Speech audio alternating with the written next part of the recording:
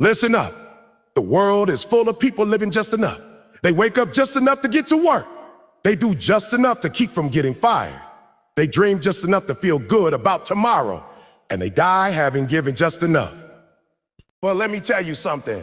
You were not put here to be average. You were built for greatness. You were wired for excellence. And deep down, you know it.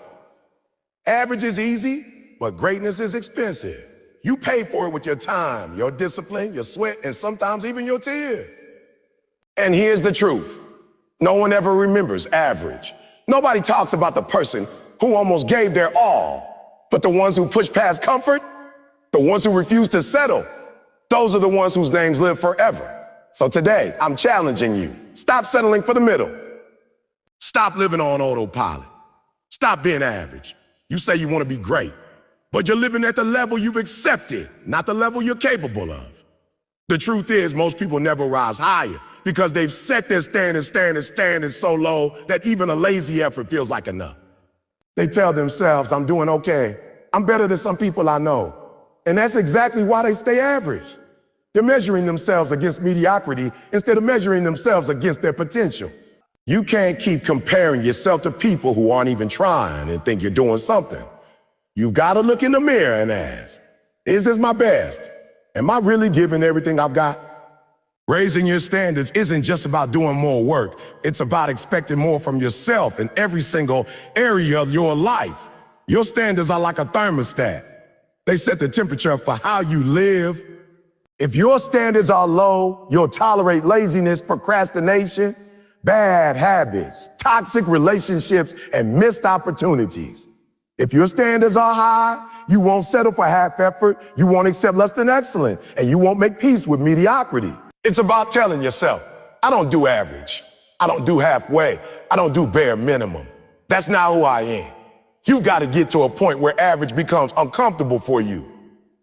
I'm talking about the kind of discomfort where even if you hit a target that looks good to other people, you're still not satisfied because you know you could have done more. Most people feel relieved when they've done enough to pass. You've got to raise your standards so that enough isn't enough for you anymore. You should be restless when you coast.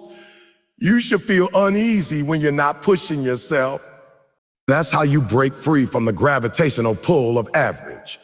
Look, your dreams don't shrink to meet your standards. Your standards have to grow to meet your dreams. You can't have championship dreams with a recreational league work ethic. You can't say you want a life that's extraordinary while living with ordinary habits. Every single result in your life is a reflection of what you've accepted as your normal. If you want more, you have to make a more your normal. The things you do consistently, the way you talk to yourself, the effort you put in, the time you waste or invest, all come from the level you set is acceptable. Raise that level and your life will follow. People often say, I'll raise my standards when I have more time, more resources, more support. That's backwards. Raising your standards comes first, and the resources, the opportunities, the results, they follow. You have to decide right now that you won't settle for what you've been settling for. And when you do, something powerful happens. You start attracting better situations, better people, better chances, because you carry yourself differently. Your energy changes. Your confidence grows. Your discipline sharpens. It's like the world takes you more seriously because you're finally taking yourself more seriously. You've got to start demanding more from yourself, even when nobody else is watching. Average people give their best when there's a crowd, when there's applause, when there's recognition. But greatness is built in the dark, in the quiet, when there's no reward in sight. If you can hold yourself to a higher standard when no one's around, then when the lights do come on, you won't have to rise to the occasion. You'll already be at that level. The stage doesn't make you great. Your standards do.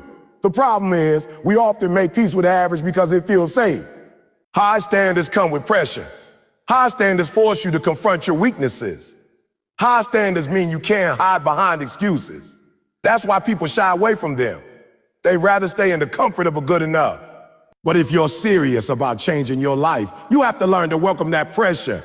You have to lean into it, because that's where the growth is. Diamonds are made under pressure, so is greatness. I want you to think about the people you admire most, the ones who inspire you, the ones whose stories you tell, the ones you quote. They're not average, are they? They didn't settle for the standards that were handed to them. They demanded more from themselves than anyone else did. They pushed when others rested, they showed up when others quit, and they set a bar so high that most people wouldn't even attempt to reach it. That's what raising your standards looks like in action.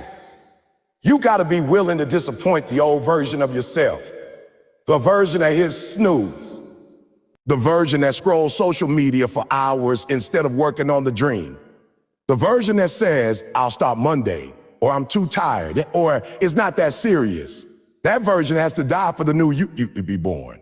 And the new you doesn't negotiate with laziness.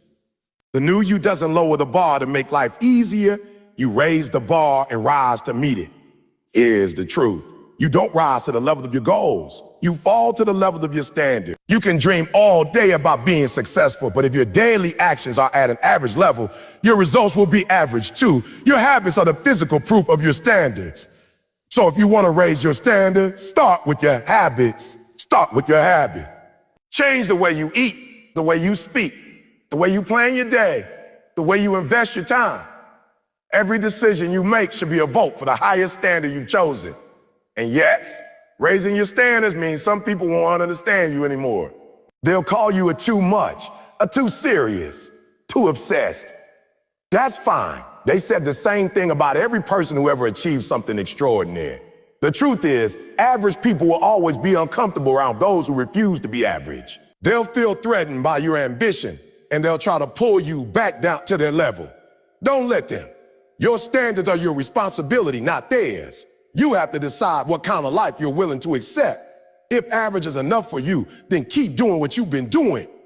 But if you want more, if you want to be the person people remember, the person who inspires, the person who actually lives their potential, then stop lowering your life to match your habits.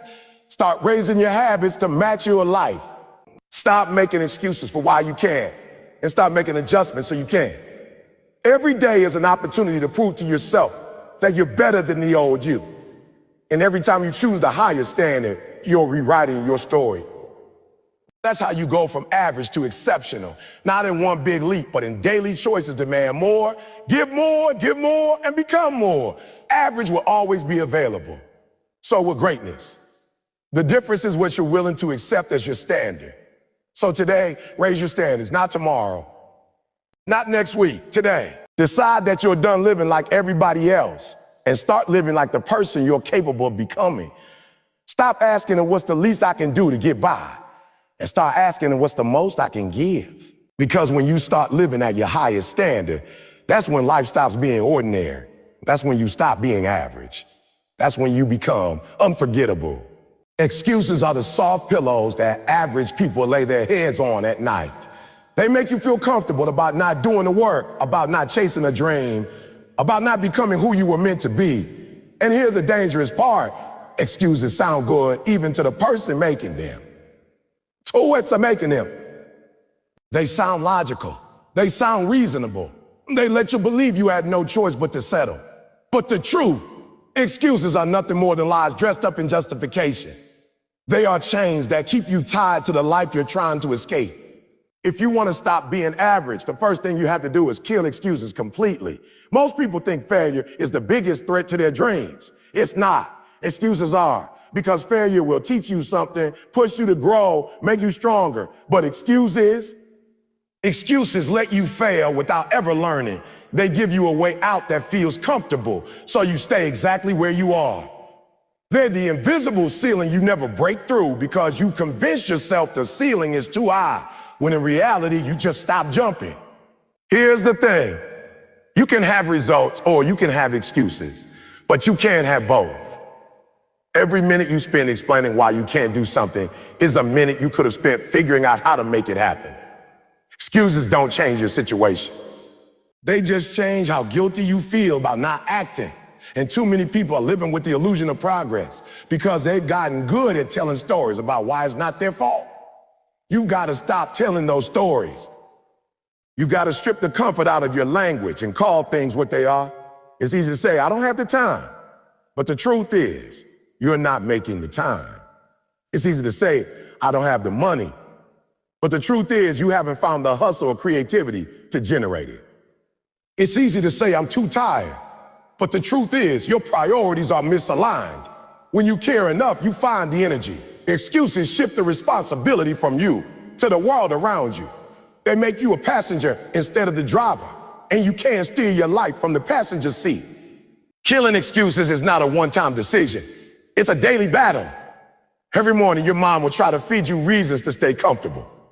It will whisper, "It just hit snooze. You deserve the rest." It will say you worked hard enough, you can relax now. It will tell you, "Oh, you're doing fine. You don't need to push today." You gotta recognize those thoughts for what they are, the voice of average. And you've gotta replace them with a louder voice, the voice that says, "Gee, I made a commitment. I have a goal. I have a standard. And I refuse to let this excuse steal from me." You need to understand something. Excuses don't just steal opportunities, they steal time. And time is the one thing you can't get back. Every day you waste making excuses, a day you never get to relive. You can recover money. You can recover relationships. You can even recover from a mistake. But you cannot recover time lost to inaction disguised as justification. The price of excuses is far higher than you realize because they rob you in small amounts every single day until you wake up years later wondering why you're still in the same place. Excuses also create habits. The more you make them, the easier they become. At first, you feel a little guilt when you skip the gym, miss the deadline, or break the promise to yourself. But keep doing it, and eventually that guilt fades. You normalize quitting. You normalize avoiding hard things. You normalize being average. And once average becomes normal for you, you're in trouble because it takes double the effort to break free from something you've accepted as your identity. That's why you have to kill excuses fast before they root themselves into who you are. One of the most dangerous excuses, the one that sounds like self-protection, "I'm not ready yet." People tell themselves they need more time, more preparation, more confidence before they start. But that's a lie. The truth is, you're avoiding the discomfort of starting. You think waiting will make it easier, but in reality, waiting just gives your fear more time to grow. You don't get ready and then fuck. You start, and that's how you get ready. Another common excuse is blaming other people. "My boss doesn't appreciate me. My family doesn't support me. And no one is giving me a chance." Let me tell you something. Nobody owes you anything. The world doesn't hand out greatness. It hands out opportunities disguised as challenges. If you keep waiting for someone else to make the wait easier, you'll be waiting forever. You've got to own your life so completely that even when something isn't your fault, you take responsibility for what you do next. That's how leaders think. That's how winners think. That's how winners think.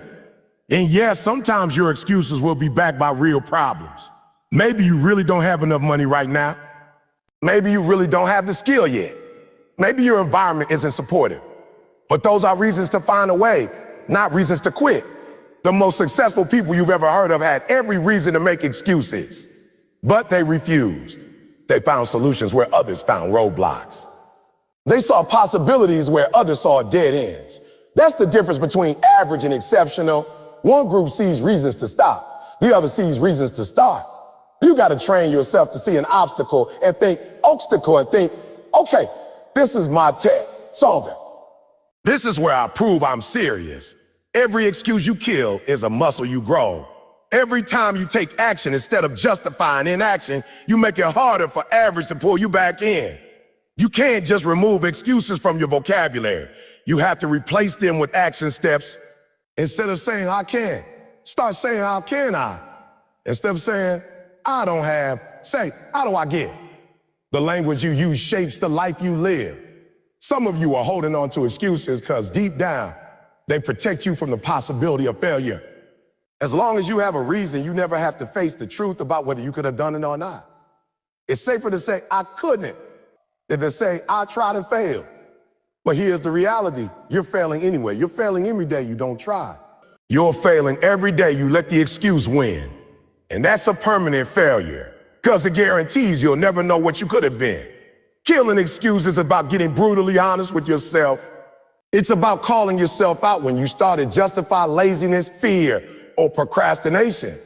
It's about taking full ownership of your time, your effort, and your results. No more blaming circumstances. No more blaming other people. No more blaming luck. You are where you are because of the choices you've made and the actions you've taken. And the good news is that means you can change it. From this day forward, every time an excuse pops into your mind, I want you to ask yourself, is this the truth? Or is this just comfort talking? 9 times out of 10, it's comfort. And comfort is the enemy of growth. If you want to stop being average, you got to get comfortable being uncomfortable, because that's where transformation happens. Excuses keep you safe in the short term, but they keep you stuck in the long term. They're the walls you build around yourself that turn into your prison. Tear those walls down. Refuse to hide behind. Refuse to let them dictate how far you go. Replace every excuse with a step forward, no matter how small. And over time, those small steps will take you places you never imagined you could reach. The day you kill excuses is the day you take full control of your life. That's the day you stop waiting for the right time, the right resources, the right people, and you start creating the life you want with what you have. Right now, that's the day you stop being average. That's the day you start becoming unstoppable. Everybody wants to win until they see what winning actually costs. They want the results, the recognition, the lifestyle, but they don't want the grind that comes with it. They don't want the early mornings, the late nights, the weekends when everybody else is out having fun, but you're still at. That's why outwork everyone is more than just a catchy phrase. It's the dividing line between average and greatness. See, talent will open the door, but only hard work will keep you in the room.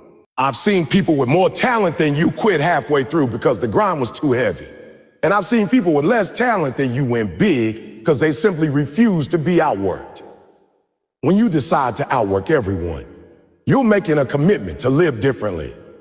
You're deciding that you will do what others won't so you can have what others can't. And this isn't just about showing up. This is about showing up and giving the 120% when others are giving 60. It's about pushing through the point where most people tap out. The truth is, most people have a limit, and once they reach it, they back off. They say, enough. But when you're serious about winning, enough isn't even your vocabulary. Outworking everyone doesn't just mean putting in more hours. It means using those hours better. There's no point in staying up late pretending to work if you're not moving the needle forward. Efficiency matters. Focus matters. But let's be clear. Nothing replaces sheer effort. When it comes to chasing a dream, you can't afford to coast. You can't afford to take days off in your mind, even if your body is resting. Winners are thinking, planning, and strategizing, while others are wasting time. The beauty of hard work is that it's something you control completely. You can't control if someone is taller, faster, or naturally gifted in ways you're not. But you can control your grind. You can control how many reps you put in. You can control how much research you do. You can control whether you're the first to show up and the last to leave. And that control is your competitive advantage, because most people will quit before they truly find out how far they can go. And I've heard people say, I can't work all the time. I need balance. And yes, rest has its place. But let's be real. Some of you aren't burning out. You're barely even lit. You don't need balance right now. You need obsession. You need to go all in long enough to actually build something worth balancing later. Outworking everyone is about seasons.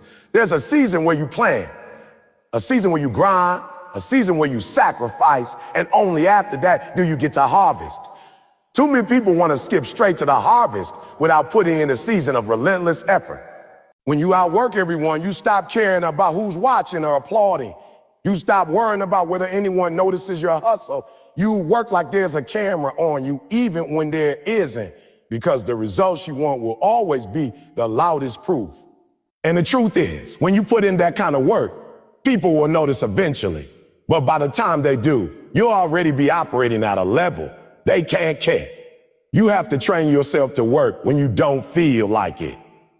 Anybody can work when they're motivated, when they're hyped, when everything is going their way. That's easy. The real test is what you do when you're tired, when you're discouraged, when nobody's clapping for you. Champions work in the dark long before the spotlight ever finds them. They put in hours that nobody sees, and that's why they get results that nobody else gets. Let me make something clear. When you're outworking everyone, you're not competing with just 1 or 2 people.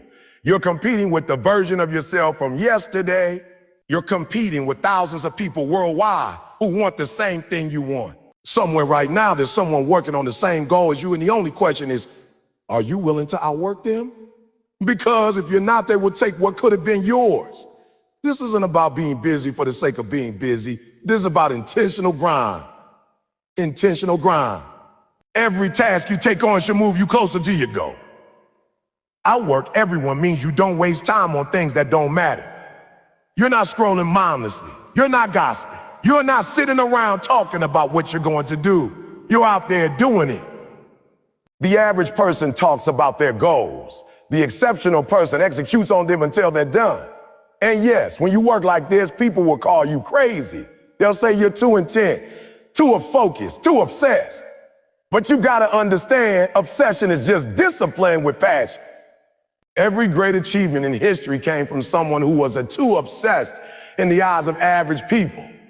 They worked through ridicule, doubt, and criticism. And when they succeeded, the same people who doubted them were the first to ask, how did you do it? If you're going to outwork everyone, you have to embrace being misunderstood for a while. You have to be okay with losing some friends, missing some parties, skipping some comfort in the short term for the sake of the long term. You're not sacrificing for nothing. You're trading temporary fun for permanent fulfillment. And here's the thing, outworking everyone doesn't mean you never rest. It means you earn your rest. It means when you lay your head down at night, you know you've emptied the tank. It means you've done so much that you don't have to wonder if you could have done more. That's a different kind of peace. That's the peace of knowing you didn't cheat yourself. Every time you think about slowing down, remind yourself somebody else is speeding up. Every time you think about taking it easy, remember, somebody else is getting sharper, stronger, faster. You cannot afford to hand your dream to someone else because they simply wanted it more. Outworking everyone is your insurance policy against regret. And understand this, the grind compound. The work you put in today doesn't just pay off tomorrow. It stacks on top of itself until it becomes unstoppable momentum. That's why you can't afford to take long breaks from your hustle. When you disappear from the work, you're not just pausing progress, you're letting your momentum die. Starting over is always harder than pushing through. Some of you are waiting for the perfect conditions to give you all. You're waiting for more time, more energy, more resources. But the truth is, you'll never feel like you have enough of those things. The people who win are the ones who start with what they have and make it enough. They don't wait for perfect. They work until their imperfect becomes excellent. And here's the final thing you gotta know. Outworking everyone isn't a one-time thing, it's a lifestyle. It's not about showing up hard for 1 week, 1 month, or even 1 year.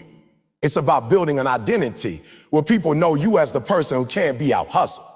When your name comes up, they say, oh yeah, that's the one who never stops. That's how you separate yourself in a crowded world. Talent can get lost in the noise, but relentless work ethic will always be heard. So decide today that you will be the hardest worker in every room you enter. Decide that nobody will ever be able to say they wanted it more than you. And then back that decision up every single day with your effort, your focus, and your discipline. Outwork everyone, and you will never have to worry about being average again, because average can't keep up with relentless. The people you spend the most time with are either pushing you closer to greatness or pulling you deeper into mediocrity. You can't rise to a higher standard if you're surrounded by people who are comfortable living low. Your environment is one of the most powerful forces shaping your habits, your mindset, and your results, whether you realize it or not. You might have the ambition to be extraordinary, but if everyone around you is satisfied with average, their energy will start to rub off on you.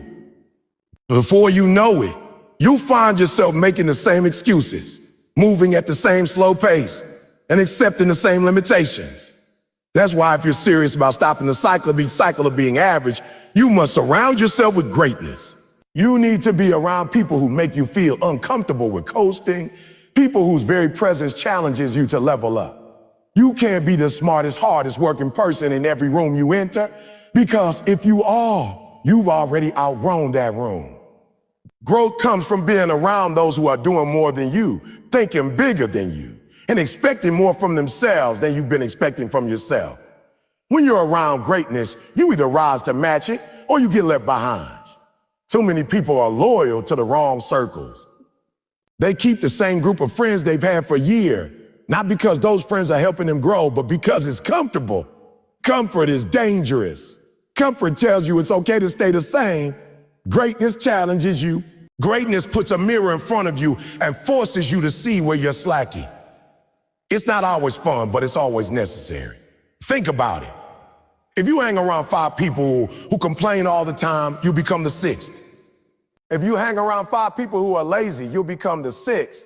But if you hang around 5 people who are disciplined, hungry, and chasing their dreams with everything they've got, you'll be forced to elevate or you won't fit in. That's the power of association. Your circle is a preview of your future. Being around greatness doesn't just push your work ethic, it raises your standards for what's possible. When you see someone who came from a background like yours achieving incredible things, you realize your excuses aren't valid anymore. Your excuses aren't valid anymore. You stop saying it's too hard and start asking, if they can do it, why can't I? You borrow their belief in themselves until you develop your own. Now, surrounding yourself with greatness isn't about using people. It's about contributing to their energy as much as you take from it. You can't just show up empty, waiting to be inspired. You've got to bring your own fire to the table. Great people respect effort. They respect consistency. They respect the grind. If you want to be welcomed into those circles, you got to show that you're serious. That you're not just there for the benefits, but that you're there to grow and to help others grow too. Sometimes surrounding yourself with greatness means you have to cut ties with people you care about. That's the hard truth. Not everyone in your life right now is meant to go where you're going. Some people will be threatened by your growth.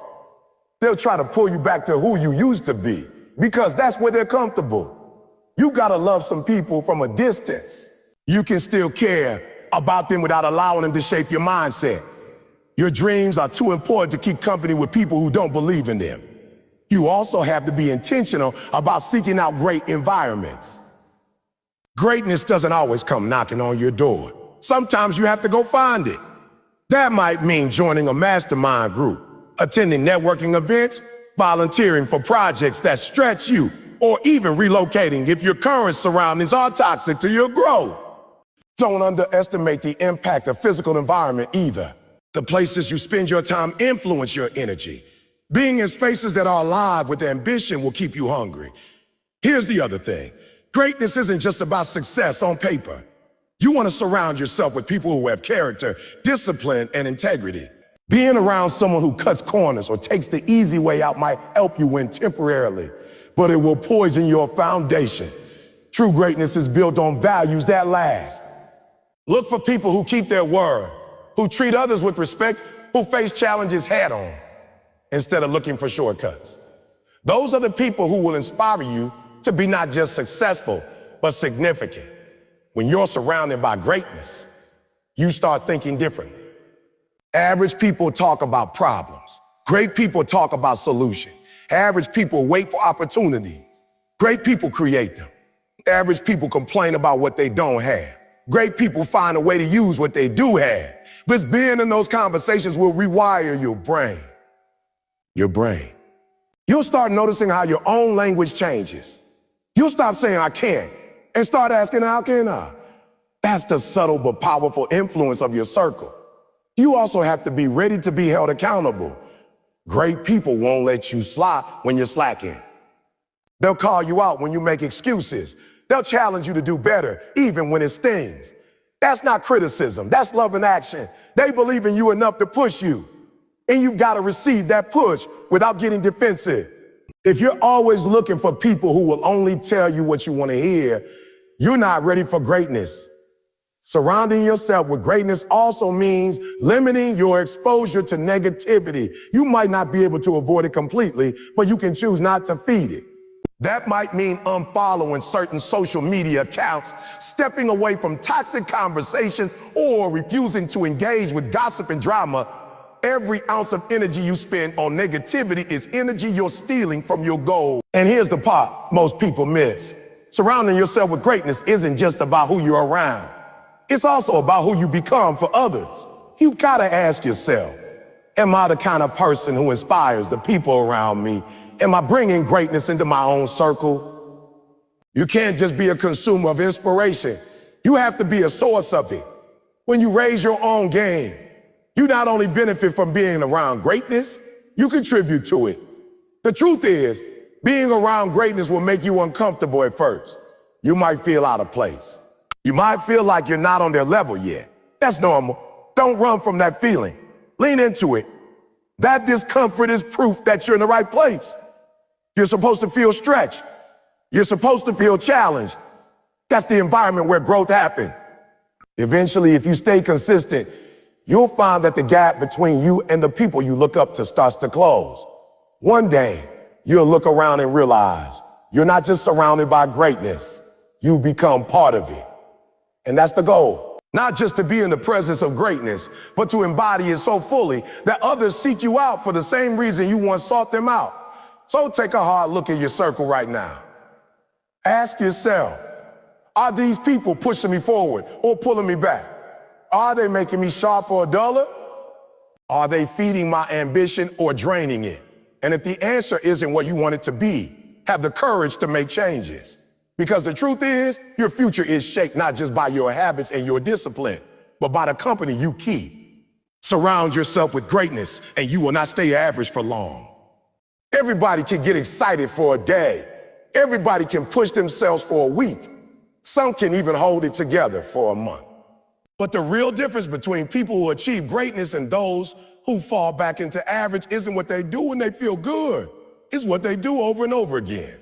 Day after day, when the excitement fades and the grind feels heavy. Consistency is the secret that everyone knows about, but few are willing to commit to. It's not glamorous, it's not always fun, and most of the time it doesn't even look impressive from the outside. It's the quiet, steady force that turns ordinary effort into extraordinary results. The problem is that too many people chase intensity over consistency. They have bursts of high energy, working like crazy for a short time, but then they burn out, lose focus, and stop. They confuse sprinting with finishing the race. You can sprint all you want for a week, but if you disappear for a month afterward, you're not building momentum. You're starting over every time. And starting over is exhausting. That's why people quit. They're not tired from the work, they're tired from restarting the work they didn't stick to in the first place. Consistency is about creating a rhythm so strong that showing up becomes automatic. It's brushing your teeth every morning without thinking about it. It's making your bed without debating whether it's worth it. The same applies to your goals. You don't give yourself the option of deciding whether to show up today. You've already decided. The only question is, what am I doing today to move forward? And here's the thing. Consistency beats raw talent when talent doesn't show up every day.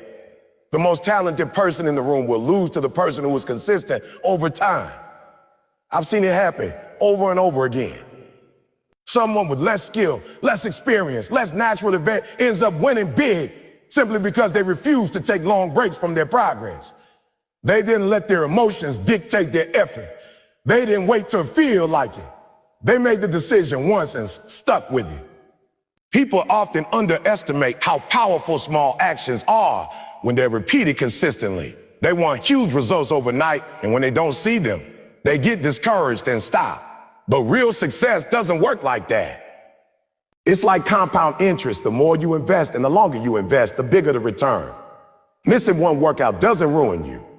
Eating one healthy meal doesn't transform you. But do either of those consistently for months or years, and the results will be undeniable. Consistency is also a test of discipline. It forces you to show up even when there's no immediate payoff. That's where most people quit. In the space between effort and reward. They want the applause right after the work, but sometimes the applause doesn't come for years. If you can keep going without validation, without recognition, without anyone cheering you on, you've tapped into the power of true consistency. You have to treat consistency like a non-negotiable, the same way you treat eating or sleeping. If you see it as optional, life will always find a reason to pull you away from it. Emergencies will happen. Distractions will hurt. Motivation will fade. But when you build consistency into your identity, you do it anyway. It becomes part of who you are. Who you are, not just something you try when it's convenient. A big part of being consistent is lowering the barrier to entry. People break their streaks because they set the bar so high that it's impossible to maintain. They tell themselves they need 2 hours at the gym. So when they only have 30 minutes, they skip entirely. But consistency isn't about perfection. It's about never letting yourself break the chain completely. Even if you can't give 100%, give something. Because something keeps the habit alive. And once the habit is alive, you can always rebuild momentum. It's important to understand that consistency is not the same as routine monotony. Yes, you show up every day, but you keep finding ways to improve, refine, and get better. Some people confuse consistency with doing the same thing the same way forever. That's not growth. That's not growth. That's stagnation. True consistency means committing to the process, but constantly raising the standard. You're not just repeating, you're evolving. One of the biggest killers of consistency is perfectionism. People quit because they missed a day or made a mistake thinking they've ruined everything. But that's not how it works. Consistency isn't about never slipping up. It's about never letting a slip become a slide. You don't throw away the whole plan because you had one bad day. You reset and keep going. One mistake doesn't undo months of work unless you let it turn into months of mistakes. Accountability helps too. When you tell someone your goal and your plan, you create an extra layer of responsibility. It's one thing to break a promise to yourself. It's another to break it when someone else is watching. That's why training with a partner, joining a community, or even just announcing your intentions publicly can boost your consistency. You put a little pressure on yourself to show up, and that pressure can be the difference between quitting and pushing through. You also have to be patient. Consistency is boring in the beginning because you can't see the results yet. It feels like nothing is happening, but that's the trap. Something is happening, you just can't see it yet. Seeds take time to sprout. Muscles take time to grow. Skills take time to sharpen. If you quit before the results show up, you'll never know how close you were. That's why you have to keep going long enough for your work to catch up to you. And yes, life will try to throw you off track. You'll get sick, you'll get busy. Unexpected problems will show up. That's inevitable. The key is to have a plan for how you'll keep going when things aren't perfect. Maybe you scale down temporarily, but you don't stop. That's the difference. Most people hit a bump in the road and turn it into a dead end. Consistent people treat bumps like bumps. They slow down, adjust, and keep driving. Consistency also builds trust. People start to believe in you when they see you show up over and over again. They know they can count on you. That applies to business, relationships, leadership, everything. Consistency earns respect. It tells the world you're reliable, disciplined, and committed. And those qualities open doors that talent alone can't. The longer you stay consistent, the more it becomes part of your identity. It's no longer, I'm trying to be healthy. It's, I'm a healthy person. It's not, I'm trying to write a book. It's, and I'm a writer. The action stops being something you do and becomes something you are. When something becomes part of who you are, quitting becomes much harder. Consistency is also contagious. When people see your dedication, it inspires them to raise their own standards. They start thinking, if they can show up every day, why can't I? You become proof that steady effort works. You become the example that others point to when they need motivation. At the end of the day, consistency is the opposite of average. Average people work in bursts. Great people work in rhythms. Average people let life dictate their effort. Great people let their effort dictate their life. And the beauty of consistency is that it's available to everyone. You don't need special skills or perfect conditions. You just need the discipline to keep showing up, even when it's not exciting, even when nobody's watching, even when you'd rather take the day off. So if you're tired of starting over, stop quitting. If you want the results others don't have, do the work others don't do. Not just once, but every single day. Stack your days, build your habits, and let time do what it does best. Turn small, consistent effort into massive, undeniable success. Because at the end of the road, the people who win are always the most talented or the most gifted. They're the ones who stayed in the game long enough to let their consistency carry them past everyone who gave up. Most people run from discomfort like it's a fire, but what they don't realize is that the very thing they're running from is the thing that will set them free. Discomfort isn't a punishment, it's the training ground for greatness. Every breakthrough you've ever had in life came on the other side of something uncomfortable. Think about it. Learning to walk meant falling down. Speaking up in class meant risking embarrassment. Going to your first job interview meant facing nerves and doubt. But every single one of those moments made you stronger, sharper, and better prepared for what came next. Discomfort is the weight room for your character, and the heavier you lift, the stronger you become. The truth is, most people are addicted to comfort. They want things to be easy, predictable, and pleasant. They design their entire life to avoid difficulty. The easy job, the same routine, the same circle of friends who never challenged them. And because of that, they stay the same year after year. No new skills, no new opportunities, no growth. Comfort might feel good now, but it's a trap. Keeps you stuck where you are, slowly convincing you that this is all there is. But there's more, much more, if you're willing to step into the fire. When you embrace discomfort, you start to realize it's not as scary as it seems. The fear is almost always bigger in your head than in reality. That first workout after months of sitting around feels terrible in the moment, but it's also the start of a new you. That difficult conversation with someone you've been avoiding is awkward, but it clears the air and opens the door to healing. That moment you push yourself to speak on stage, even though your hands are shaky, becomes the moment you discover your own voice. Discomfort is where the magic happens. It's important to understand that discomfort doesn't mean recklessness. It's not about putting yourself in harm's way or doing something foolish. It's about intentionally choosing a harder path when you know it will make you better. It's about walking toward challenges instead of away from them. And every time you do, your tolerance for discomfort grows. Things that once felt impossible start to feel normal. You build mental calluses, the kind that protect you when life gets rough. Here's the thing, growth and comfort can't live in the same place. If you choose comfort, you choose to stay the same. If you choose growth, you have to get uncomfortable. There's no way around it. That's why the people you admire, the leaders, the champions, the innovators, have all made a habit of doing hard things on purpose. They don't wait for life to challenge them. They seek out challenges. They put themselves in situations where they might fail, knowing that even if they do, they'll come out stronger. Most people think failure is the worst thing that can happen. The worst thing is never trying because you wanted to avoid discomfort. Failure teaches you. It shows you where you need to improve. It exposes weaknesses so you can strengthen them. The pain of failure is temporary, but the pain of regret lasts forever.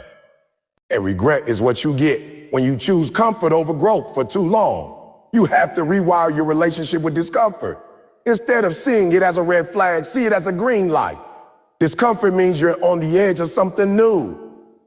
It means you're stretching yourself beyond your current limits. It means you're living, not just existing. The gym hurts because your muscles are tearing and rebuilding. Studying for hours hurts because your brain is rewiring itself. Saving money instead of spending it hurts because you're building discipline. In all of these cases, the discomfort is proof that something good is happening. One of the biggest lies people tell themselves is, I'll do it when I'm ready. You'll never be completely ready for the big moments in life. You get ready by stepping into them, by feeling that discomfort and acting anyway. Waiting for perfect conditions is just another way of avoiding discomfort. If you want to change your life, you have to act before you feel completely prepared. And here's something you need to hear. You can't skip the discomfort phase. Too many people want to jump straight to the results. The success, the recognition, the money, the freedom, without going through the grind. But the grind is where the transformation happens. You earn your success in those lonely hours when nobody's watching, when you're sweating, when you're doubting yourself but pushing forward anyway. It's also worth noting that the more you avoid discomfort, the weaker you get. Just like a muscle shrinks when you stop using it, your ability to handle challenges shrinks when you never face them.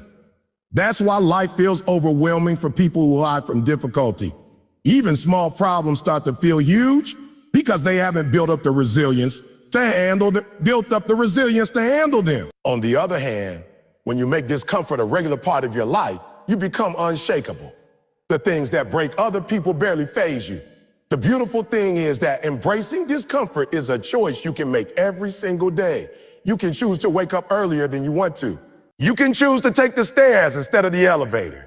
You can choose to start that side project. Even though you're scared it might fail, you can choose to speak up in a meeting when it would be easier to stay quiet. Every small decision to lean into discomfort builds your capacity for the big challenges ahead. And make no mistake, life will bring you discomfort whether you choose it or not. Unexpected loss, setbacks, rejection, and failure are part of the deal. But if you've been practicing, if you've been making a habit of facing discomfort, you'll be ready. You won't crumble when the pressure comes. You'll already know how to breathe through the stress, how to think clearly in chaos, how to keep moving forward when everything in you wants to quit.